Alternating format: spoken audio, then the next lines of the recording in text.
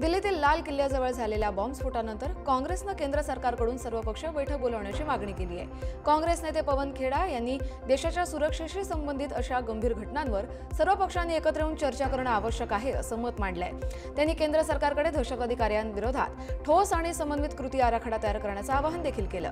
राष्ट्रीय सुरक्षेवर वाढत असलेले धोके लक्षात घेऊन सर्वपक्षीय संवाद हीच आजच्या घडीची सगळ्यात मोठी गरज असल्याचं मत काँग्रेसनं मांडलंय। फरीदाबादमध्ये 2900 किलो स्फोटकं सापडल्याच्या प्रकरणावरून काँग्रेसनं केंद्रावर हल्लाबोल केलाय। काँग्रेसचे नेते पवन खेडा यांनी प्रश्न उपस्थित केला, एवढ्या मोठ्या प्रमाणात स्फोटकं फरीदाबादपर्यंत पोहोचलीच कशी? केंद्रीय तपास यंत्रणा आणि गुप्तचर विभाग काय करत होता असा सवाल त्यांनी केला। हा राष्ट्रीय सुरक्षेशी संबंधित गंभीर मुद्दा आहे आणि केंद्र सरकारने या प्रकरणाचा सखोल तपास करून जबाबदारांवर कठोर कारवाई करावी अशी देखील मागणी पवन खेडा यांनी केली आहे। स्फोटक प्रकरणानं प्रशासनाच्या सुरक्षा व्यवस्थेवर देखील प्रश्नचिन्ह निर्माण केल्याचं ते म्हणाले। दिल्लीतील दहशतवादी हल्ल्यातील पीडितांना बोत्सवानाच्या राष्ट्रपतींनी श्रद्धांजली वाहिली आहे। बोत्सवानाचे राष्ट्रपती डॉक्टर मोक्वेस्की मासिसी यांनी दिल्लीतील दहशतवादी हल्ल्यातील निष्पाप बळींच्या स्मरणार्थ 1 मिनिट मौन पाळलं। यावेळी त्यांच्यासोबत दिल्लीचे नायब राज्यपाल वी.के. सक्सेना देखील उपस्थित होते। राष्ट्रपती मासिसी यांनी पीडित कुटुंबांप्रती सहानुभूती व्यक्त करत या दुःखद घटनेबद्दल तीव्र शोक व्यक्त केला। या प्रसंगी भारत आणि बोत्सवाना यांच्यातील एकजुटीचं आणि सहानुभूतीचं नातं अधोरेखित झालंय। वन्यजीव संवर्धनाच्या दिशेनं मोठं पाऊल टाकत बोत्सवानानं भारताला 8 चित्ते सुपूर्द केलेत। गाबोरोन इथं मोकोलोडी नेचर रिझर्व्हमध्ये झालेल्या समारंभात राष्ट्रपती द्रौपदी मुर्मू आणि बोत्सवानाचे राष्ट्रपती डुमा गिडियॉन बोको यांच्या उपस्थितीत हा हस्तांतरण कार्यक्रम झाला। चित्त्यांची ही भेट भारत बोत्सवाना मैत्री आणि वन्यजीव संवर्धनातील सहकार्याचं प्रतीक असल्याचं यावेळी द्रौपदी मुर्मू म्हणाल्या।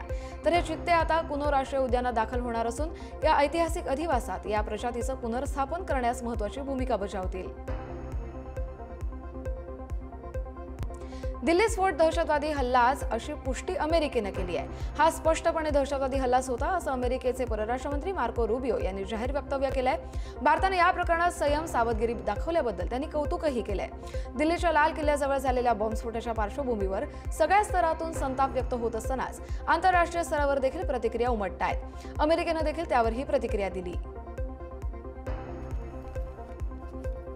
कर्नाटकातील बागलकोट जिल्ह्यातील मुधोळ इथल्या समीरवाडी साखर कारखान्यात उसाला 3500 रुपयांचा दर मिळावा या मागणीसाठी आंदोलन करणाऱ्या संतप्त शेतकऱ्यांनी तब्बल 50 ट्रॅक्टरना आग लावली आहे। कारखाना सुरू झाल्याची माहिती मिळताच शेतकरी कारखान्यात शिरले आणि उसानं भरलेल्या ट्रॅक्टरना पेटवून दिलं। काही क्षणातच परिसरात आगीचे लोळ पाहायला मिळाले। काही दिवसांपूर्वी सरकारनं उसाचा दर 3300 रुपये प्रति टन जाहीर केला होता, मात्र शेतकऱ्यांनी त्याला नकार दिला। या घटनेनंतर कर्नाटकातील ऊस आंदोलन पुन्हा एकदा पेटलंय। छत्तीसगडच्या बिजापूर जिल्ह्यातील राष्ट्रीय उद्यानात मंगळवारी झालेल्या चकमकीत सुरक्षा दलांना मोठं यश मिळालंय। या चकमकीत 6 नक्षलवाद्यांचा खात्मा करण्यात आला असून त्यात शीर्ष नक्षलवादी नेता पापारावची पत्नी उर्मिला हिचाही समावेश आहे। आतापर्यंत 2 मृत नक्षल्यांची ओळख पटली असून 4 जणांची ओळख पटवण्याचं काम सुरू आहे। पापाराव मात्र पळून जाण्यात यशस्वी झालाय। सुरक्षा दलांनी सगळे मृतदेह बिजापूरला आणले असून या परिसरात अजूनही शोध मोहीम सुरू आहे। निठारी हत्याकांडातील दोषी सुरेंद्र कोली अखेर तुरुंगातून मुक्त झालाय। बुधवारी संध्याकाळी गौतम बुद्ध नगरच्या लुक्सर कारागृहात त्याच्या सुटकेचे कागद पोहोचताच प्रशासनानं प्रक्रिया पूर्ण केली। सर्वोच्च न्यायालयानं अलीकडेच या प्रकरणातील अंतिम 13व्या खटल्यात देखील कोलीला निर्दोष घोषित करत तात्काळ सुटकेचे आदेश दिले होते। सगळ्या औपचारिकता पूर्ण झाल्यानंतर कोली वकिलांसह शांतपणे तुरुंगातून बाहेर पडला। 2024 पासून तो लुक्सर तुरुंगात होता। त्याच्या सुटकेनंतर निठारी हत्याकांडाचा दीर्घ कायदेशीर अध्याय अखेर संपलाय। उत्तर प्रदेशातील बाराबंकी जिल्ह्यातील सराईबराई गावात फटाक्यांच्या कारखान्यात भीषण स्फोट झाला। या दुर्घटनेत दोघांचा जागीच मृत्यू झाला असून 4 जण गंभीर जखमी आहेत। स्फोटानंतर कारखान्यात आग पसरली आणि संपूर्ण इमारत जळून खाक झाली। या घटनेची माहिती मिळताच अग्निशमन दल आणि पोलीस घटनास्थळी पोहोचला आणि आगीवर नियंत्रण मिळवण्याचे प्रयत्न केले। जखमींना तातडीने रुग्णालयात उपचारासाठी दाखल करण्यात आले। प्रशासनाकडून दुर्घटनेच्या कारणाचा सध्या तपास सुरू आहे। अमेरिकेचे राष्ट्राध्यक्ष डोनाल्ड ट्रम्प यांनी व्हाईट हाऊसमध्ये अहमद अल शरा यांना विनोदी अंदाजात प्रश्न विचारला. तुमच्या किती बायका आहेत असा सवाल ट्रम्प यांनी अहमद अल शरा यांना केला. ट्रम्प यांनी शाराला भेटवस्तू म्हणून परफ्यूमही दिलं. त्यांचं असं म्हणणं आहे की हा तुमच्यासाठी आणि दुसरा तुमच्या पत्नीसाठी. यावेळी ट्रम्प यांनी विचारले की तुमच्या किती बायका आहेत आणि शारानं हसत हसत उत्तर दिलं की एक. शारा हे यापूर्वी सिरियाचे कमांडो होते आणि त्यांच्या विरोधात अमेरिकेनं बक्षीसही ठेवलं होतं. राष्ट्राध्यक्षपद स्वीकारल्यानंतर अमेरिकेनं निर्बंध काही प्रमाणात बदलले. भारताचे परराष्ट्र मंत्री एस जयशंकर यांनी अमेरिकेचे परराष्ट्र मंत्री मार्को रुबियो यांची भेट घेतली आहे. कॅनडामध्ये झालेल्या G7 परराष्ट्र मंत्र्यांच्या बैठकीदरम्यान दोघांमध्ये चर्चा झाली. या भेटीत दिल्ली बॉम्बस्फोटावर देखील विशेष चर्चा झाली. रुबियो यांनी स्फोटातील मृतांना श्रद्धांजली अर्पण केली आणि जखमींसाठी संवेदना देखील व्यक्त केल्या. जयशंकर यांनी त्यांच्या शोक संदेशाबद्दल आभारही मानले. याशिवाय दोन्ही मंत्र्यांनी भारत-अमेरिका द्विपक्षीय संबंध, व्यापार, पुरवठा साखळी आणि जागतिक घडामोडींवर चर्चा केली. या भेटीमुळे दोन्ही देशातील रणनीतिक सहकार्य आणखी बळकट होण्याची अपेक्षा आहे. चीननं हवाई संरक्षण व्यवहारात एक महत्त्वाचा टप्पा गाठलाय. चीननं आपल्या अत्याधुनिक स्टेल्थ अनक्रूड युनिमॅन लढाऊ हवाई ड्रोनचा परिचय करून दिलाय. हवाई ड्रोन GJ-11 चा विकास 2013 मध्ये करण्यात आला होता. नवीन व्हिडिओ क्लिपमध्ये चीनने ड्रोनला J-20 आणि J-16D इलेक्ट्रॉनिक जंक जेट सोबत उड्डाण करताना दाखवलं. मॅड्स जेट्स आणि अनक्रूड यंत्रांमधला समन्वय हवाई युद्धाचं भविष्य बदलू शकतो. चीननं नौदल आवृत्ती सुद्धा विकसित केली आहे, म्हणजे समुद्रातील हवाई मोहिमा आणि सैन्य सक्षमतेत वाढ होऊ शकते. अफगाणिस्तानने पाकिस्तानला अल्टिमेटम दिलाय. तालिबान सरकारनं व्यापाऱ्यांना 3 महिन्यांचं अंतिम आवाहन दिलंय. पाकिस्तानऐवजी दुसरा व्यापार मार्ग शोधा असं त्यांनी म्हटलंय. उपपंतप्रधान मुल्ला अब्दुल गनी बरादर यांनी पाकिस्तानसोबतच्या सीमाबंदीस आर्थिक युद्धही ठरवलंय. त्यामुळे दरमहा $200 दशलक्ष नुकसान होत असल्याचं ते म्हणाले. त्यांनी पाकिस्तानमधून येणाऱ्या औषधांच्या निकृष्ट दर्जावर देखील टीका केली. दरम्यान व्यापार मंत्री नझरुद्दीन अजेजी यांनी मध्य आशियाई देशांकडे वळण्याचं आवाहन केलं, तर बरादर यांनी व्यापार पुन्हा सुरू करायचा असल्यास पाकिस्तानकडून ठोस हमीची मागणी केली आहे. पाकिस्तानच्या संसदेनं 27व्या घटना दुरुस्तीला मंजुरी दिल्यानं लष्कर प्रमुख असीम मुनीर यांचे अधिकार वाढणार असून सर्वोच्च न्यायालयाचे अधिकार कमी होणार आहेत. नॅशनल असेंब्लीनं हे विधेयक 234 मतांच्या बहुमतानं मंजूर केलं. 4 खासदारांनी विरोधात मतदान केलं. सिनेटनं हे विधेयक 2 दिवसांपूर्वीच मंजूर केलं होतं. राष्ट्रपती आसिफ अली झरदारी यांनी त्यावर स्वाक्षरी केल्यानंतर तो कायदा बनेल. तुरुंगात असलेले माजी पंतप्रधान इम्रान खान यांच्या पक्षाने या विधेयकाला विरोध केलाय, तर काही विरोधी पक्षांनी विधेयकाच्या प्रती देखील फाडल्या आहेत. इस्लामाबादमध्ये झालेल्या बॉम्बस्फोटानंतर पाकिस्तानचे संरक्षण मंत्री ख्वाजा आसिफ यांनी वादग्रस्त विधान केलंय. अल्लानं पहिल्या टप्प्यात मदत केली, दुसऱ्यातही करेल असं ते म्हणाले. पाकिस्तान पूर्वेकडे भारताशी आणि पश्चिमेकडे तालिबानशी युद्धासाठी तयार आहे. त्यांनी अफगाण तालिबानात दहशतवादाला आश्रय देणारा ठरवलं, तर भारतावर देखील अप्रत्यक्ष निशाणा साधला. दरम्यान पंतप्रधान शहबाज शरीफ यांनी देखील विदेशी शक्तींना जबाबदार धरत भारत आणि अफगाणिस्तानवर आरोप केलेत. या वक्तव्यामुळे आता दक्षिण आशियात तणाव पुन्हा एकदा चिघळलाय.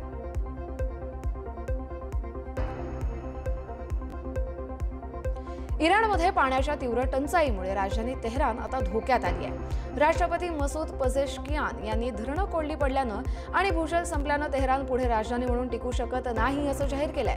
सरकार आता मकरन विभागात नवी राजधानी स्थापन करण्याचा विचार करत आहे. पावसाचं प्रमाण ऐतिहासिक निच्चांकी पातळीवर गेलं असून धरणं फक्त 10% पोहोचली आहेत. पाणी टंचाई वाढल्यास तेहरानमध्ये रेशनिंग लागू होण्याची देखील शक्यता आहे. दरम्यान हवामानातील बदल आणि लोकसंख्या वाढ या संकटाची मूळ कारणं मानली जात आहेत. बांगलादेशात पुन्हा एकदा हिंसाचार भडकलाय. ढाक्यात अवामी लीगच्या मुख्यालयाला आंदोलकांनी आज आग लावली. जवळपास 15 जणांनी इमारतीच्या 4थ्या मजल्यावरून जाळपोळ केली. हे सगळे माजी पंतप्रधान शेख हसीना यांच्या मानवतेविरुद्धच्या गुन्ह्यांच्या खटल्याच्या 17 नोव्हेंबरला होणाऱ्या निकालाच्या पार्श्वभूमीवर घडलं. सरकारनं देशभर हाय अलर्टही जारी केलाय. सरकारी वकिलांनी हसीनांसाठी मृत्यूदंडाची मागणी केली आहे, तर ढाक्यात ठिकठिकाणी आंदोलनं आणि सुरक्षा तणाव निर्माण झाला आहे. बांगलादेशच्या माजी पंतप्रधान शेख हसीना यांनी भारतात दिलेल्या मुलाखतीत मोठा दावा केलाय.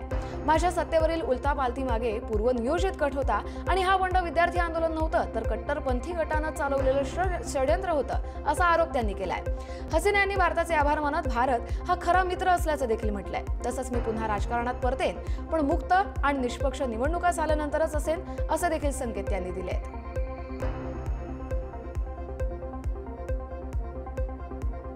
H-1B शुल्क वाढीनं अमेरिकन कंपन्यांचा भारतात विस्तार होतोय. अमेरिकेतील कडक इमिग्रेशन नियम आणि उच्च व्हिसा शुल्कामुळे वॉल स्ट्रीटवरील नवीन नोकऱ्यांसाठीचा दृष्टिकोन बदललाय.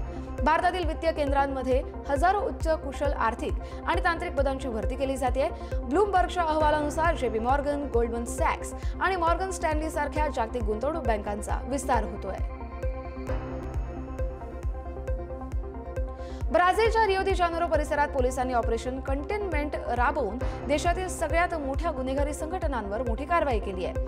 रेड कमांड गँगवॉर झालेल्या या चकमकीत 132 जण ठार झाले, तर 1 टन ड्रग्ज आणि 118 शस्त्र जप्त करण्यात आली आहेत. 30,000 सदस्यांची ही टोळी 2.27 लाख कोटींच्या साम्राज्यावर नियंत्रण ठेवते. दरम्यान अशा लष्करी कारवाया टोळीला कमजोर नाही तर अधिक बळकट करतात, असं मत तज्ज्ञांनी व्यक्त केलंय.